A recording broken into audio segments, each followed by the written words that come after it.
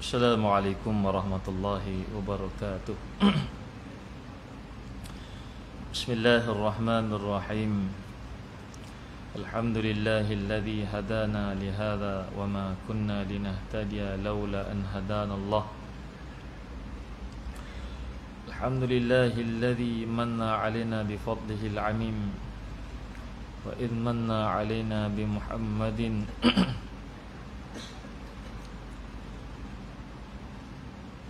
واهدنا الصراط المستقيم نحمده ونستعينه ونستغفره ونعوذ بالله من شرور أنفسنا ومن سيئات أعمالنا من يهده الله فلا مضل له ومن يضلله فلا هادي له أشهد أن لا إله إلا الله وحده لا شريك له وأشهد أن سيدنا محمدا عبده ورسوله حبيبه وخليله اللهم صل وسلم وبارك على سيدنا محمد وعلى آله وصحبه ومن تبعهم بإحسان إلى يوم الدين أما بعد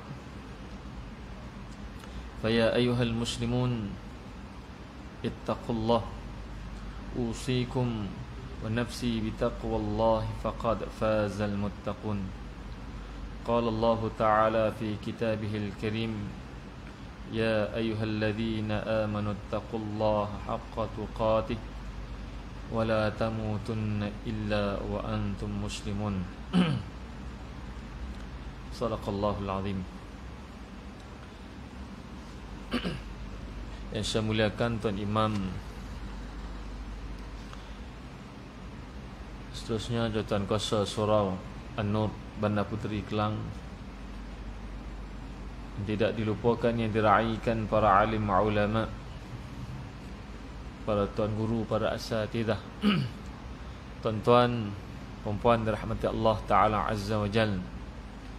Kita merafakkan setinggi-tinggi rasa syukur pada Allah Subhanahu wa Ta'ala dengan limpah kurnianya.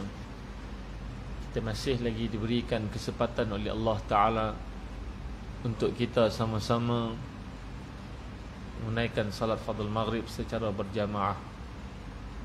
Seterusnya kita sama-sama duduk dalam majlis ilmu. Mudah-mudahan kita semua sentiasa mendapat keredaan Allah Subhanahu wa Ta'ala dengan sebab amal saleh yang kita kerjakan, ikhlasnya kita kepada Allah Subhanahu wa Ta'ala. Dan dengan kesempatan ini, tuan-tuan, saya mengucapkan selamat tahun baru pada tuan-tuan, walaupun kita sudah pun masuk pada 10 Muharram. Hari inilah hari Yaumut Tasu'a, hari yang ke-9 Muharram. Kalau ikut sebelum maghrib tadi, sunat berpuasanya puasa 9 Muharram, dan kemudian berpuasanya pada esok hari adalah puasa sunat bagi 10 Muharram. Sehingga Nabi sallallahu alaihi wasallam sebut, innana aula minkum an nasuma bi yaumil Ashura. Kami ni lebih aula, lebih utama berpuasa pada 10 Muharram berbanding kamu puak Yahudi. Sebab apa dia? Orang Yahudi puasa 10 Muharram atas sebab pembebasan mereka terhadap peristiwa yang terbesar, yakni daripada mereka itu dibunuh secara beramai-ramai dan diselamatkan mereka itu daripada kaum yang memerangi mereka, dan banyak peristiwa yang berlaku pada kaum Yahudi itu sendiri. Jadi tuan-tuan rahmat Allah Ta'ala Azza wa Jalla, kata Nabi sallallahu alaihi wasallam, sebab Nabi Musa alaihissalam itu adalah yang mengikut jalannya ajaran agama Islam secara turun-temurun bermula dari Nabi Adam alaihissalam. Maka sebab itu baginda sallallahu alaihi wasallam menyebut, innana aula, sungguh kami ini lebih utama untuk berpuasa pada hari Ashura. Cuma Nabi tak buat puasa 9, tuan-tuan, tak sempat, Nabi wafat. Kata Nabi sallallahu alaihi wasallam, ditanya oleh para sahabat Nabi, Jika mana ada waktunya itu pada tahun berikutnya, maka kata Ibn Abbas, Nabi nyebut aku akan berpuasa pada hari Tasu'a dan juga hari Ashura. Maknanya hari ini tadi sebelum maghrib adalah hari ke-9 Muharram, dan esok adalah hari yang ke-10 Muharram. Tuan-tuan, kita sama-sama disunatkan berpuasa pada 2 hari ini. Baik. Dan bila sebut tahun baharu, tuan-tuan, maknanya bertambahlah umur kita. Allah Ta'ala memberikan kasihnya pada kita, yang mana memberikan usia kita yang panjang, untuk diberikan kesempatan kita melakukan amal salih. Maka kita kena ingat, bila bertambah umur itu, nikmat yang Allah Ta'ala kurniakan, yakni diberikan lagi peluang untuk kita memperbaiki amal, untuk kita menambah baik amal, dan kita menambah banyakkan amal salih untuk kita kerjakan. Sebab yang paling utama hidup atas dunia ini, tuan-tuan, amal salih itulah sebagai satu bahtera yang kukuh untuk kita menempuhi perjalanan dunia yang kita tidak tahu. Sebab itu para ulama sebut dunia ini seperti lujjah. Al-lujjah ni apa dia? Iaitu al-bahr, lautan yang tak boleh nak diduga. Ada ketika dia tenang, ada ketika dia bergelombang, ada ketika dia berombak besar, tuan-tuan. Kita tak tahu waktu bila. Sebab itu untuk menempuhi perjalanan ini, kata para ulama, maka sediakanlah amal salih itu sebagai satu bahtera yang kukuh untuk kita menempuhi. Kalau tuan-tuan rujuk balik kepada muqaddimah kitab Riyadhus Salihin itu, tuan-tuan, Al-Imam An-Nawawi rahimahullah ta'ala sini menyebut dalam syairnya, inna lillahi ibadan futana talaqud dunya wa khaful fitana nadharu fiha falamma alimu annaha laysat lihayyin watana ja'aluha lujjatan wattakhadhu salihal a'mali fiha sufuna, atau kama qala sallallahu alaihi wasallam. Bukan hadis, tuan-tuan, itu syair Al-Imam An-Nawawi rahimahullah ta'ala alaihi. Maka kata Imam Nawawi sebut, dia kata, inna lillahi ibadan futana, sesungguhnya di sisi Allah Ta'ala itu adanya hamba-hambanya yang cerdik. Futana, batu Nabi sallallahu alaihi wasallam, sifat wajib bagi Rasul adalah fatanah. Fatanah ni bijak, tuan-tuan. Batu kita kena cerdik. Cerdik maksudnya bagaimana? Yakni didasari dengan ilmu yang benar, berdasarkan Quran, hadis, ijma' ulama' dan juga al-qiyas. Jadi kata Imam Nawawi, adanya hamba Allah Ta'ala di sisi Allah itu orang yang cerdik. Talaqud dunya wa khaful fitana, mereka tolak dunia ini, tuan-tuan. Tolak dunia itu kerana akan takutkan mereka itu fitnah dalam dunia itu. Ada dalam tu mukadimah tu, ada. Saya tak bawa buku hari ni, saya tersilap pasal banyak sangat monteng. Tersilap bawa buku. Saya bawa kitab Bahrul Madhi. Saya tengok salah buku saya ambil. Dan tak apa, tapi hadis tu ada dalam, saya buka dalam online dari kitab Riyadhus Salihin. Jadi kata Imam Nawawi sebut, mereka yang cerdik tu tolak dunia. Mana tolak dunia bukan tolak secara total, tuan-tuan. Maknanya jadikan dunia itu sebagai satu untuk kita hati-hati ketika kita berjalan di atas dunia ini.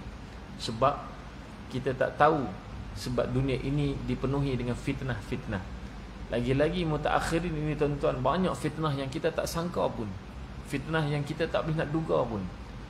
Kalau kita ada ilmu, maka kita mungkin boleh mampu untuk menelusuri bagaimana kita nak mengetahui mana yang benar, mana yang tidak benar.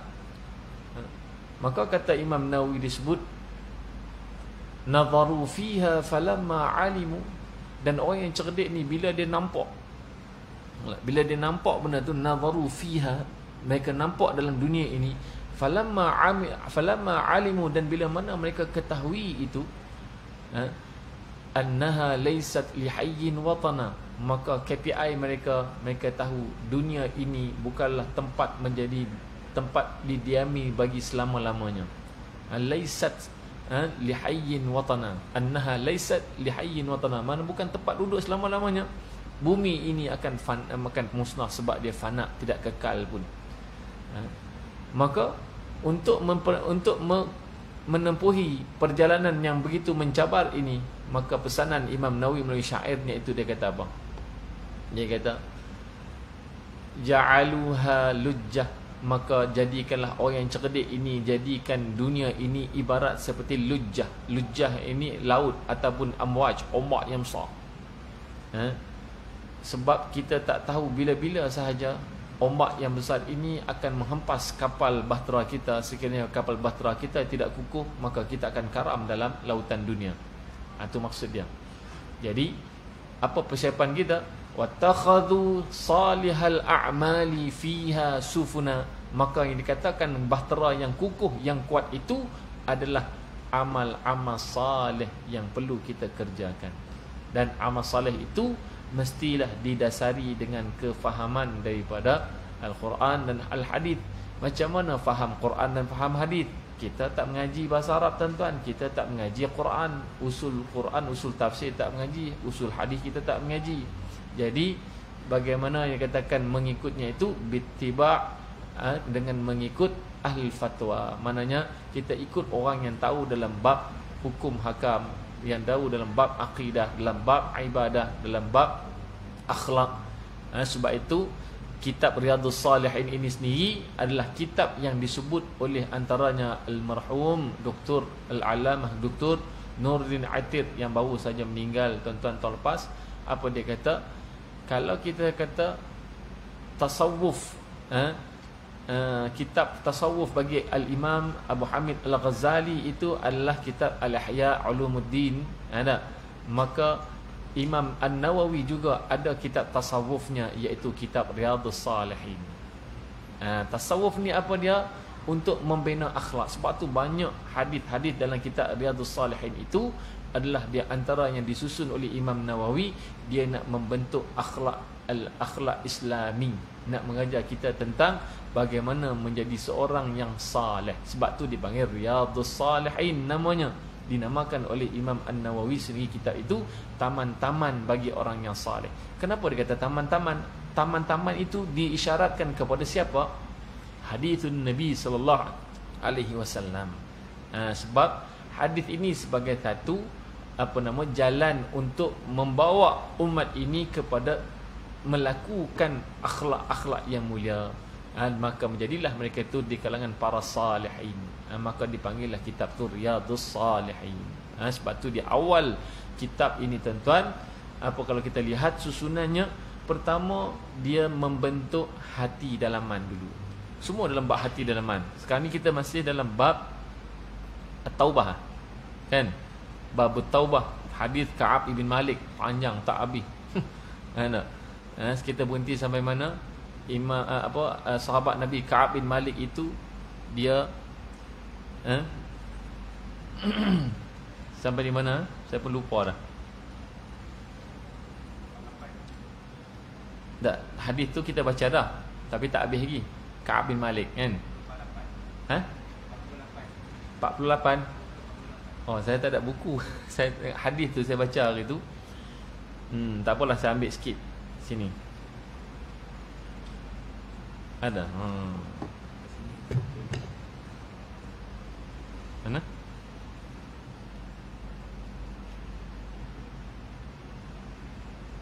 Okey.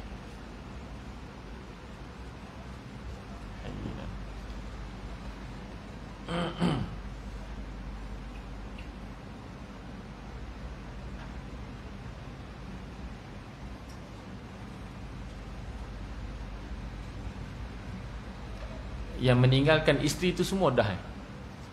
Nabi suruh tinggalkan isterinya sebagai hukuman tu. Okey, baik.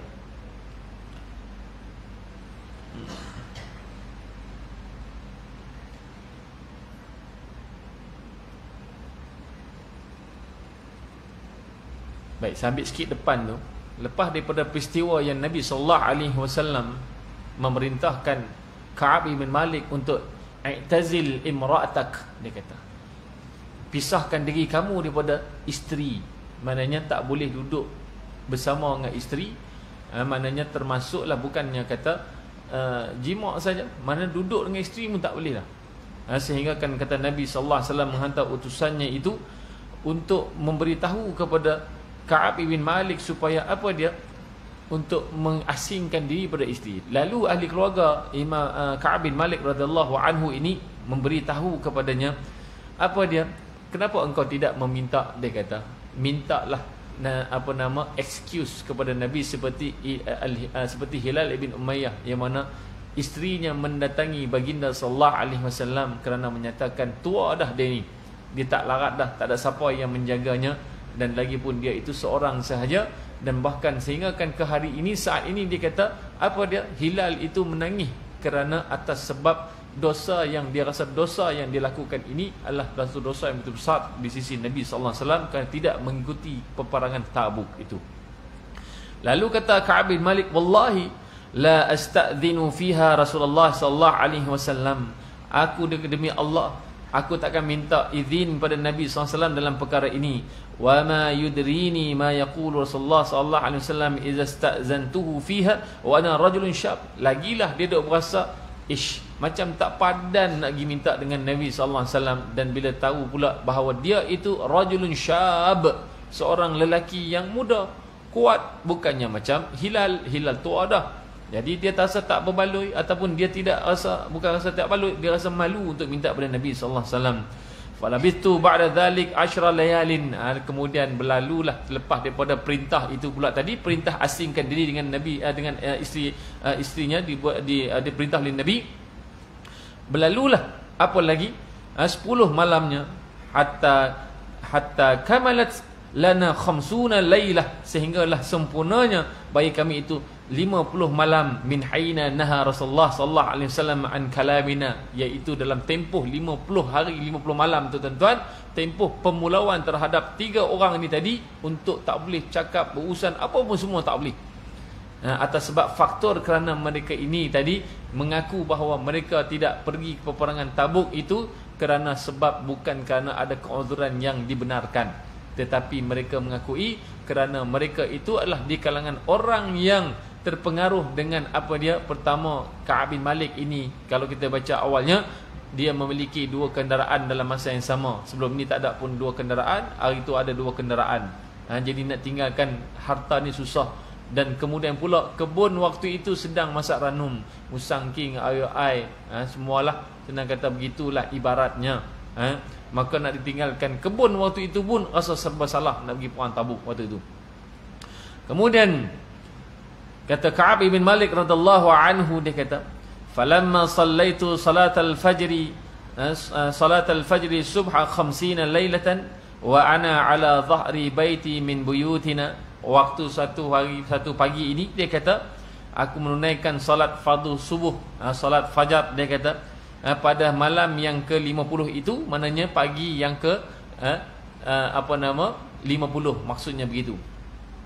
Wa ana ala dhahri baitin min buyutina, dia berada di belakang rumah, di antara rumah-rumah keluarganya. Maknanya dia tak pergi masjid dah, sebab dia pergi masjid pun dia dalam keadaan orang kata dipulau oleh sahabat Nabi dan sahabat Nabi sallallahu alaihi wasallam. Fa baina ana jalisun ala halil lati dzakara Allah, dalam keadaan dia sedang duduk, dia kata. Ini nak cerita kisah Ka'ab bin Malik ini, dia sanggup menempuhi satu perjalanan 50 laylah kerana atas sebab dia itu mencintai baginda sallallahu alaihi wasallam dan pelbagai ujian yang terpaksa tempuh.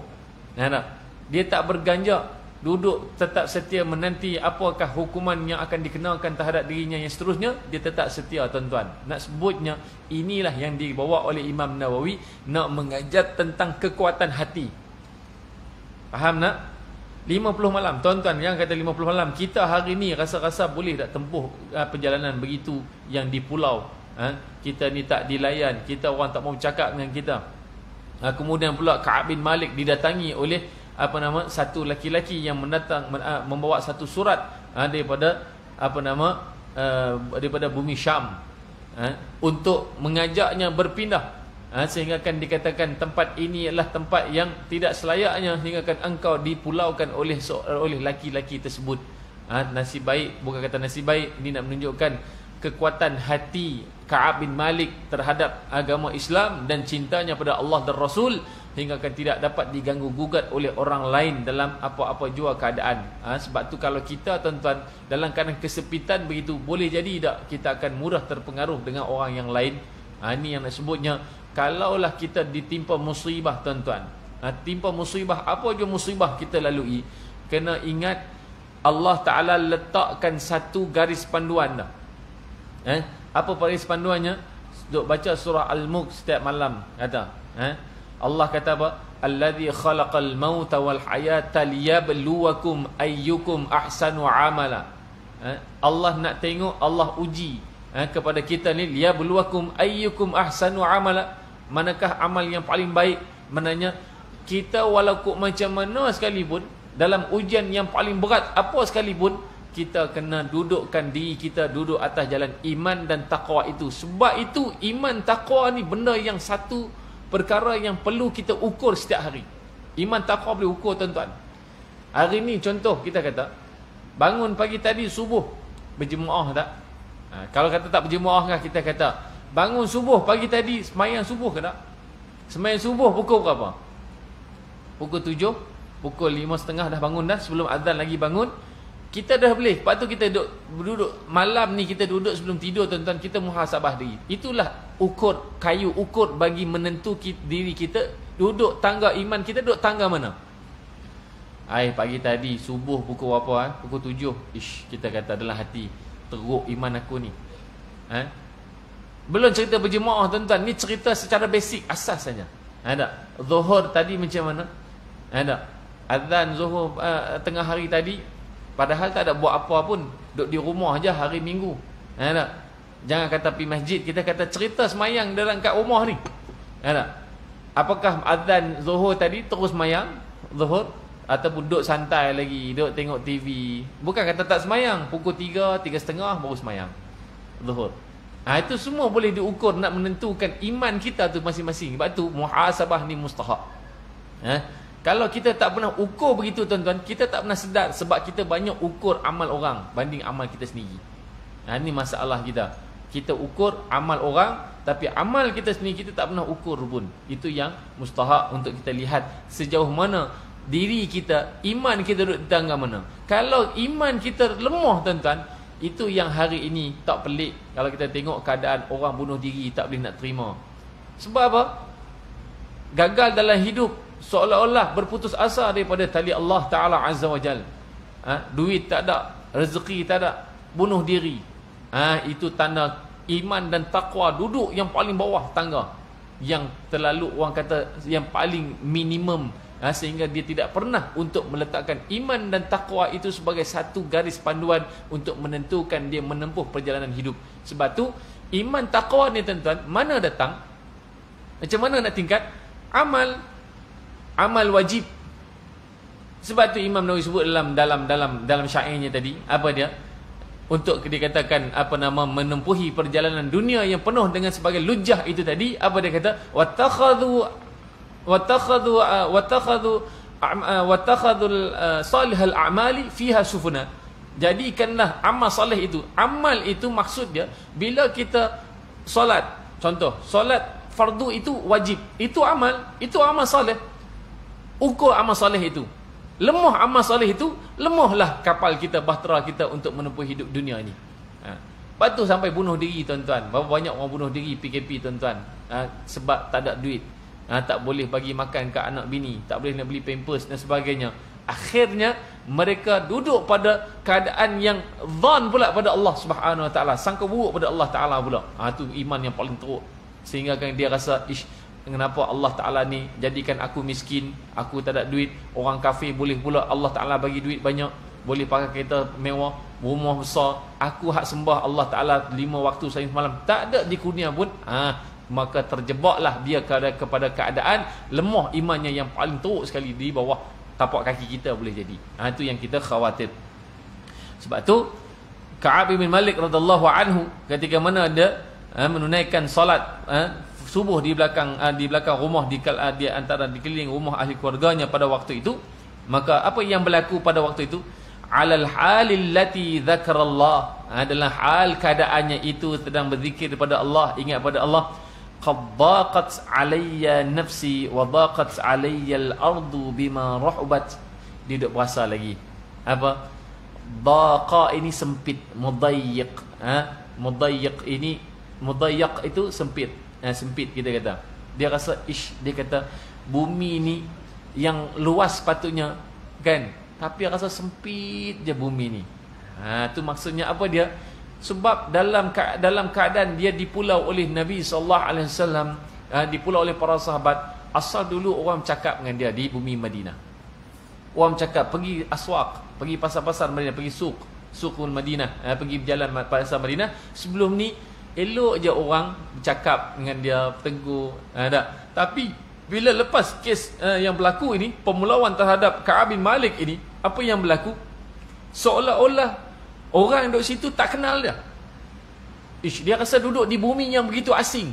Sampai dia masa sempit bumi ni, dia kata. Maka dia kata dalam riwayat ni sebut qad daqat alayya nafsi, dia kata sempit sungguh dah aku ni, dia kata. Dia duduk zikir kepada Allah, ya Allah, dia kata lepaskanlah. Itu dia kata, maknanya dia mengingati Allah, dia mohon pada Allah Ta'ala. Nak sebutnya lemahnya dia ini, dia mengaku dirinya itu telah melakukan kesilapan, sempitnya dunia ini, padahal bumi itu luas sahaja. Dia kata sami'tu sawta sarikh awfa 'alal jabali sala'. Tiba-tiba tengah dia duduk macam tu, apa yang berlaku? Betul-betul bertepatan daripada bukit Salak itu, dia kata ada satu suara yang sedang apa dia?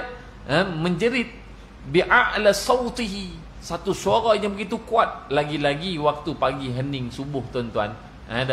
Orang tengah dalam keadaan sunyi, tuan-tuan, lagi jelaslah suara itu boleh didengar. Ya Ka'ab ibn Malik, duk jerit, wahai Ka'ab bin Malik, abshir. Dia kata abshir, tahulah kamu ada berita gembira. Dia kata ada berita yang menggembirakan. Qal fakharartu sajidan. Fakharartu ini maksud dia kharra itu dia tersungkur. Tersungkur dalam keadaan dia terkejut tadi bila dengar orang dia kata ya Ka'ab bin Malik abshir. Dia kata, wahai Ka'ab bin Malik, ada berita gembira ni. Dia pun terus sujud kepada Allah Ta'ala Azza wa Jal. Sebab tu tuan-tuan, kita jarang amalan sujud syukur ni, tuan-tuan. Pengajaran dia, kenapa dibawa riwayat ni oleh Imam An-Nawawi? Sebab tu bila baca kitab, tuan-tuan, kita kena tahu semua kitab, tuan-tuan, tak kira apa. Sebab tu kalau kita mengaji kaedah ni, tuan-tuan, lagi baca kitab fiqh, lagi baca kitab hadis Nabi sallallahu alaihi wasallam, macam ini dia kitab secara walaupun hadis Nabi, tetapi dia bukan asliyah dah, ghairul asliyah. Kalau kita hadis pure, tuan-tuan, seperti kitab Sunan At-Tirmidzi, kenapa ulama tu susun macam ni hadis ni? Kenapa dia letak bab, contohnya bab as-siwak sebelum bab mengambil al-wudu. Dalam bab al-wudu, dalam babul wudu, tetapi hadis pertama dalam bab wudu adalah as-siwak. Lepas tu baru tentang berwuduk, basuh muka dan sebagainya.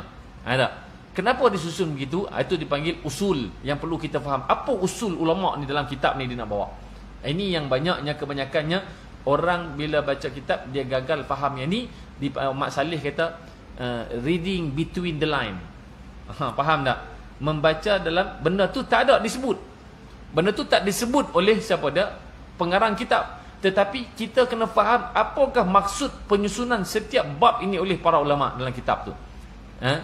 Kalau kita tengok kitab fiqh itu sendiri, memang banyak ada susunannya yang tersendiri yang kita kena faham. Kenapa riwayat hadis ni yang pertama? Boleh jadi kerana itu perbuatan yang afdal untuk diutamakan berbanding hadis yang keduanya.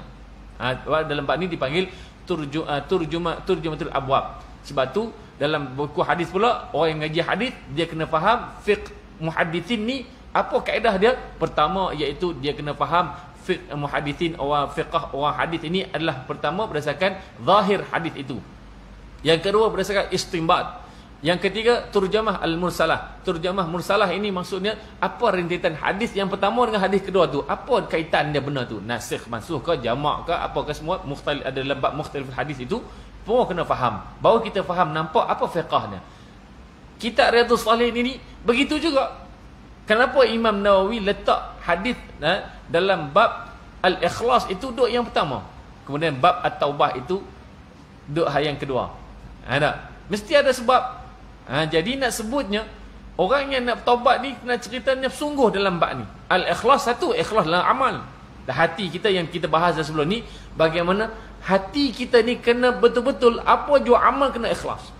Bila datang satu ujian pada diri kita, bagaimana hati kita tadi dalam penerimaan sesuatu musibah, sesuatu perkara yang Allah Ta'ala datangkan uji ataupun ujian terhadap diri kita, apakah kita menjadi orang yang benar-benar tunduk hatinya, taat dengan setaat-taatnya walaupun apa jua keadaan ujian yang datang itu, sehingga kita mampu untuk tidak meninggalkan Allah dan Rasul. Ini yang paling mustahak untuk kita ambil maklum. Sebab itu hadis ni nak sebutnya, bila ada saja apa perkara yang kita boleh sabar tuan-tuan, maka akhirnya Allah akan datangkan satu benda berita gembira untuk kita tuan-tuan. Itu kena mustahak, kena ingat.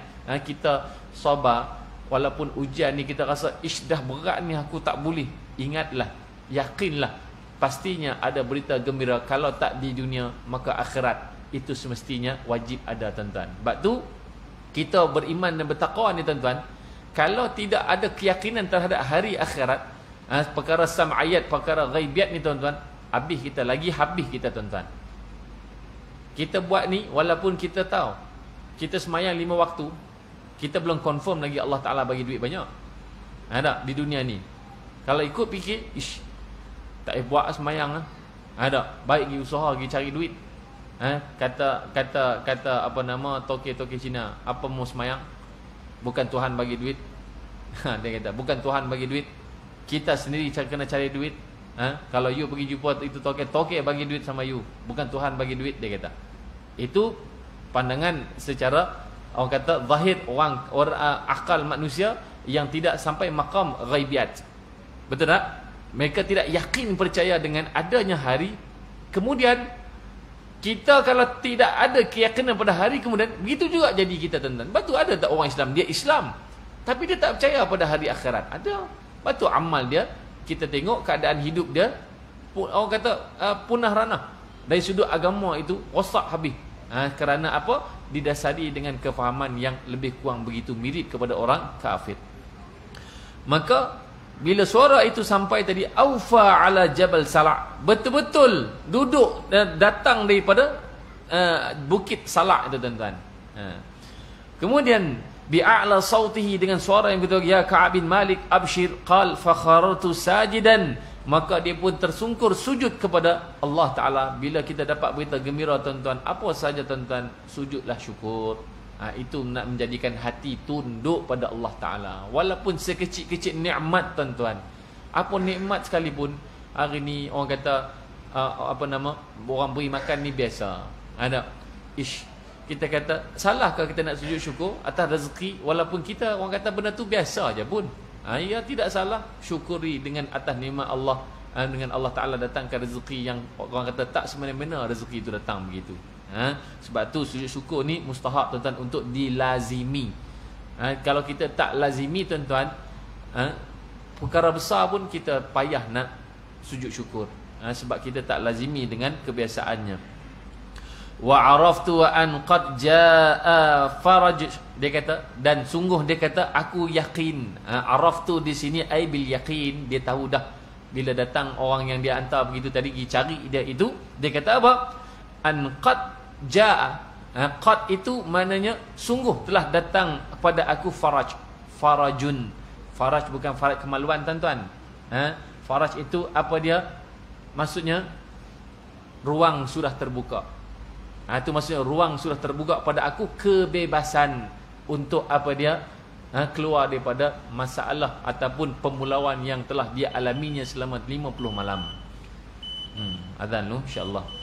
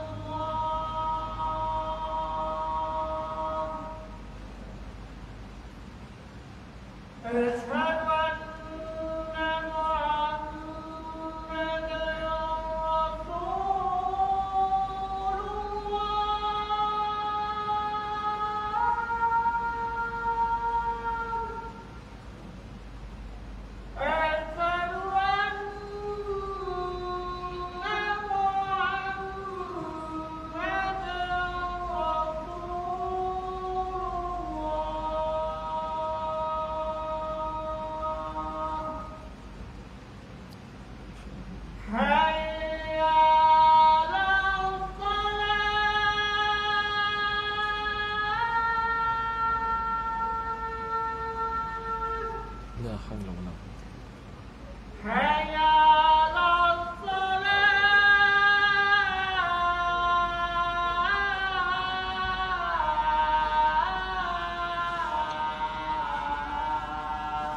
La haula wala quwwata.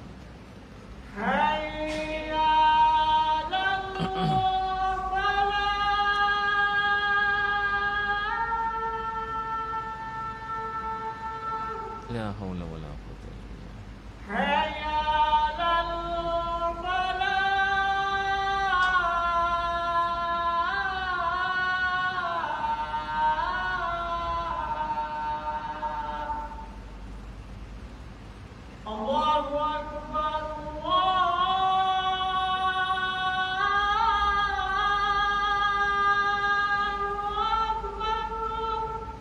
Allahumma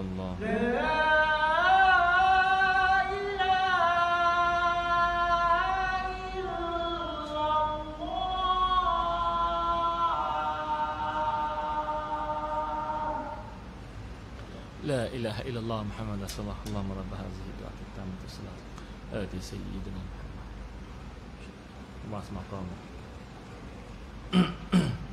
Baik tuan-tuan, habis dah tapi sikit ya. Baik. Lalu bila mana dia mendapat qad jaa farajun, telah datang padanya itu faraj, yakni kebebasan, terbuka ruang dah baginya untuk bebaskan daripada pemulauan itu, dan maksudnya taubatnya itu telah diterima di sisi Allah Ta'ala Azza wa Jal. Maka kata lagi dalam riwayat ni, hadis ni sebut, dia kata wa adana Rasulullah sallallahu alaihi wasallam bi taubatillahi alaina hina shalla salatal fajri.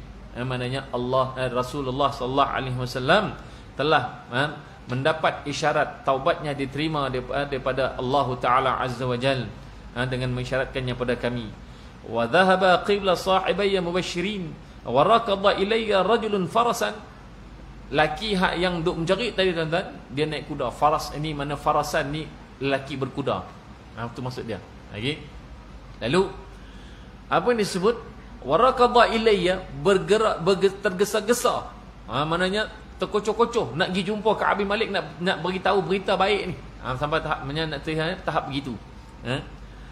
Wa sa'a min aslam fa awfa 'ala al-jabal. Dan dia ini tadi duk dia ulang balik, ditaukid, dipanggil dalam bab kaedah nahwu ni tuan-tuan, dipanggil apa kaedah mubalaghah. Dalam kaedah dia nak menyatakan kesungguhan laki-laki yang diutuskan tadi untuk menyampaikan berita ini sungguh bergegas lagi jumpa Ka'ab bin Malik. Fa awfa 'ala al-jabal, betul-betul datang daripada Bukit Salak tu tadi. Wa kana sautu asra'a min al-faras, dan suaranya lebih laju daripada kuda yang ditunggang. Suara dia sampai dulu, kuda tak sampai lagi. Betul tak? Maknanya dia duk jerit, wahai Ka'ab bin Malik, dia kata kuda tak sampai lagi. Dia jerit dari jauh, suara dia sampai dulu pada Ka'ab, kuda dia tak sampai lagi. Nak ceritanya berita tu abang kata sampai tahap gembiranya, bukan kata Ka'ab bin Malik saja, orang yang nak menyampaikan berita tu bergembira sangat, nak beritahu pada Ka'ab bin Malik radhiyallahu anhu. Dia kata Falamma ja'ani alladhi sami'tu sautahu yubashshiruni, dia kata bila mana sampai kepada aku dan aku mendengar suaranya tentang berita kegembiraan itu, naza'tu lahu saubayya, aku pun pergi cabut secara spontaneous, cabut baju, pecat baju dia tuan-tuan. Dia buka baju dia, Ka'ab bin Malik ni. Okay. Kemudian bila dia buka baju tu, apa yang berlaku? Fakasautuhu iyahuma bibushrah, dia kata aku pun pakaikan baju pada lelaki yang datang sampaikan kepadanya tentang berita baik ni tadi, dipakaikan baju yang ada padanya itu kepada lelaki yang datang menyampaikan berita tadi dengan sebab bibushrah, kerana berita gembira ini. Dia kata wallahi, dia kata ma amliku ghairahuma yawma idzin, harta aku hari ni, dia kata tak ni je ada. Tuan-tuan, apa kita boleh ambil sini? Bila kalau bawa riwayat lain tuan-tuan tentang perkara ni tuan-tuan, banyak riwayat tentang untuk keluar daripada masalah apa jua kesempitan. Walaupun kita waktu tu ada berita gembira, kita dalam keadaan susah, ni dah susah dah, tapi berita gembira, sedekah tu mustahak tuan-tuan. Tengok, dia sedekahkan 2 helai bajunya, ma amliku yauma idzin illa bihadha thawb. Maknanya dia kata tak ada dah, inilah pakaian terakhir aku yang ada, dia kata. Dia pergi sedekah, bagi ke orang baju ni. Sehingga kan ista'tar, dia kata ista'artu, dia kata wasta'artu thawbaini falabistuhuma, dan aku pinjam pula. Kalau kita fikir kita ada hak tu je kan. Sebab nak cerita lagi, kalau berita yang besar tuan-tuan, satu benda yang kita dah lama tanggung kebebanan tuan-tuan. Contoh PKP lama menega, rugi sampai tahap kita dah tension pening tuan-tuan. Ni dah dalam keadaan stabil balik, tiba-tiba Allah bagi projek besar, dapat bagi makanlah satu orang Kelang ni, contoh. Tak ada masalah, sebab nak menceritakan apa dia tentang tunduk pada Allah Ta'ala dengan mendatangkan amal soleh yang lain tu. Tu maksud dia. Kita tuan-tuan, sebab tu usahalah begitu, walaupun tak banyak, sikit pun tak apa dah. Batu budaya ni diamal tak di kalangan bangsa Melayu kita tuan-tuan? Amal. Anak lulus masuk ni buat makan, tak? Bid'ah ke? Bid'ah hasanah. Baik, bagi sedekah makan ke orang. Ada? Anak UPSR, anak khatam Quran dulu, buluk kuning, kerana tanda syukur, kerana tanda bukan senang anak ni boleh khatam Quran 30 juzuk dulu, orang dulu tuan-tuan. Hari ni orang buat orang dah benda tu biasa kan, betul tak? Kalau khatam bukan khatam hafaz Quran, khatam baca tuan-tuan. Dia baca ngaji dengan tok guru ni dengan tajwidnya sampai habis 30 juzuk, dia khatam. Orang dulu buluk kuning ni biasa. Hari ni ada lagi tak macam tu? Tak ada, mana ada kan? Dulu khatam Quran ni dibuat majlis, lepas tu anak hang khatam tak? Anak kita buat sekali, buat di masjid, bagi jamu makan, itu biasa. Anak disebutnya tandanya syukur kepada Allah Subhanahu Wa Taala. Itu amalan yang dibuat berdasarkan al-qiyas, kita kata. Bukan qiyas dah, itu memang ada dalil yang sebut, bukan qiyas tadi. Ini memang menunjukkan bila kita mendapat satu nikmat, maka antara perbuatan sahabat ini iaitu bersedekah, yang kita kena amalkan. Lalu dia pakaikan baju hak ada tu, 2 tu helai baju tu, dah dipinjam baju orang lain pula dah. Wan talaqtu ila Rasulillah sallallahu alaihi wasallam, aku pun bertolaklah pergi jumpa Nabi sallallahu alaihi wasallam. Fayatalaqanin nasu faujan. Datang manusia ni satu-satu berbondong jumpa Ka'ab bin Malik ini. Yuhannuni bitaubah, mengucapkan tahniah sebab taubat telah diterima. Tahniahlah Ka'ab bin Malik sebab dah diterima Allah Taala taubatnya itu.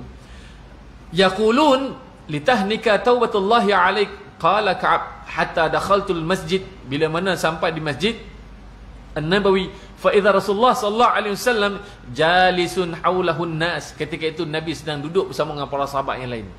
Peristiwa ini, kata Ka'ab bin Malik sekejap lagi, dia kata ini yang memang aku takkan lupa sampai bila-bila. Aku takkan lupa, dia kata. Apa yang dia tak boleh lupa tu? Faqama ilayya Talhah Ibn Ubaidillah yuharwilu hatta safahani wa hannani. Apa maksud dia? Yuharwalu tu, orang lain semua duduk, tiba-tiba dia seorang bergerak. Nampak Ka'ab masa, terus bangun, segera bangun, pergi jumpa Ka'ab, salam. Dia kata tahniah wan. Dia kata sebab dia seorang ni je yang bangkit, orang lain tak bangkit. Orangnya semua tahniah Ka'ab, macam tu je. Tiba-tiba mari seorang tengah macam kita ni, duduk macam ni tuan-tuan, seorang tu yang bangkit. Dia bangkit, bergegas pergi ke Ka'ab bin Malik. Tahniah Ka'ab bin Malik, dapat taubat telah diterima oleh Allah Ta'ala. Dia kata, aku takkan lupa Talhah ini, dia kata. Sebab dialah antara banyak-banyak ramai yang sahabat Nabi yang duduk situ. Bukan kata sahabat Nabi hak lain tu orang kata dari sudut akhlaknya tak bagus. Tak. Nak cerita keadaan itu, nak ceritakan gembiranya. Sampai dia ingat keadaan waktu itu, ada seorang sahabat lain yang pada waktu itu berdiri pergi jumpa Ka'ab bin Malik, sehingga kan menampakkan kesungguhannya itu mengucapkan tahniah padanya waktu itu. Kita tuan-tuan, adab kita bila orang dapat satu benda yang baik, ucaplah tahniah. Dapat anak ke apa saja sekalipun, itu budaya yang baik. Mengucap tahniah kepada orang itu adalah suatu benda yang boleh menjadikan motivasi pada orang itu, motivasi supaya dia lagi bertambah baik, insya-Allah. Kemudian bila dia kata Ubaidillah yuharwilu hatta safahani wa hannani, dia kata sehingga dia berjabat tangan denganku dan mengucapkan tahniah padaku. Wallahi, dia kata, ma qama ilayya rajulun minal muhajirin ghairah. Dia kata kalau dia nak sebut laki yang bernama Talhah bin Ubaidillah ni tadi, dia puak muhajirin. Ka'ab ni golongan Ansar. Dia kata di banyak-banyak semua orang muhajirin, di kalangan sahabat dan di kalangan para muhajirin itu, dia seorang yang bangkit. Jadi dia boleh ingat sampai ke hari sampai bila dia kata aku nampak dia lah yang bangkit di kalangan puak muhajirin untuk mengucapkan tahniah. Wala ansaha li Talhah, aku takkan lupa selama-lamanya, dia kata tentang Talhah ni. Qala Ka'ab falamma sallamtu ala Rasulillah sallallahu alaihi wasallam, qal, bila mana dia memberi salam pada Nabi sallallahu alaihi wasallam, qala Rasulullah sallallahu alaihi wasallam wa huwa yabruqu wajhuhu minas surur, Nabi menunjukkan mukanya yang begitu as-surur, sangat-sangat seronok. Sebab kerana khabar gembira yang didapat ini. Abshir bi khairi yaumin marra alayka mundu waladatka ummuk, dia kata. Berita ni dia sampaikan nak ceritanya gembira sangat. Ka'ab pun sangat gembira, bahkan seperti seorang anak yang baru dilahirkan oleh maknya. Nak cerita taubat itu yang sebersih-bersih taubat, nak ceritanya Ka'ab ini dianggap macam seorang yang baru lahir daripada maknya itu sendiri. Qal qultu amin indaka ya Rasulullah am min indillah. Dia kata, apakah itu datangnya pada engkau ya Rasulullah ataupun datangnya pada Allah Ta'ala Azza wa Jal? Qala la bal min indillah, ini datang daripada Allah Ta'ala Azza wa Jal. Wa kana Rasulullah sallallahu alaihi wasallam idza sarra istanara wajhuhu hatta ka'annahu qit'atu qamar. Ni gambarkan pasal Nabi pula tuan-tuan, nanti kita sambung, panjang sangat pula. Ni cerita wajah Nabi digambarkan seperti bulan pula. Bila Nabi sendiri menunjukkan kegembiraan, istanar, bercahaya wajah Nabi ini, apa dia? Adalah seperti bulan qamar. Tuan-tuan cari ni kamera ni tuan-tuan, asal kataannya adalah qamar. Tuan-tuan tahu kan? Tahu? Kamera sampai bahasa orang putih tu, dia ambil daripada konsep qamar, bulan, pantulan. Sebab tu konsep canggih benda ni adalah ambil kaedah Allah Ta'ala bagaimana menjadikan apa dia tentang gerhana bulan berlaku, dan bagaimana tentang berlakunya cahaya bulan itu wujud. Pantulan cahaya itu semua daripada konsep dia ambil pada tu, dia letak pada sistem kamera. Sebab tu kamera sampai hari ini pakai nama bulan, qamara.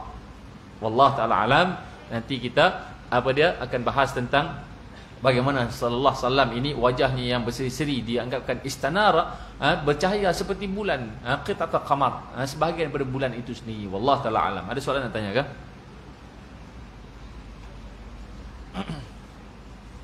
Tak ada, insya-Allah. Qul qali hadza astaghfirullah alazim li wa lakum. Assalamualaikum warahmatullahi wabarakatuh.